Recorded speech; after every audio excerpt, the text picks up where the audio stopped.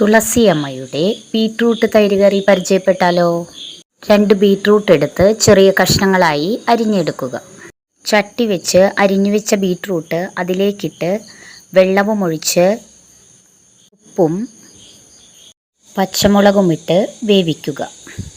അരമുറി തേങ്ങയിലേക്ക് കുറച്ച് ജീരകം, ഒരല്ലി വെളുത്തുള്ളി, 1/2 ടീസ്പൂൺ മുളക് പൊടി എന്നിവയിട്ട് നന്നായി അരച്ചെടുക്കുക.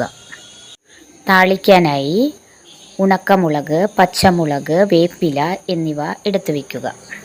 ആവശ്യമായ തൈരും എടുത്തു വയ്ക്കുക.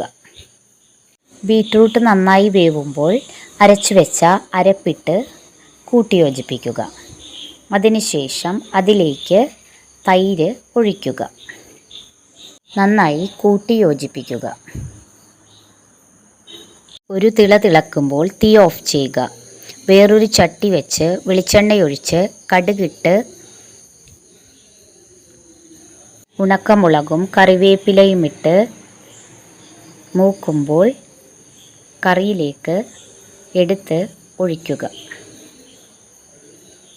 ബീറ്റ്റൂട്ട് തൈര് കറി റെഡി.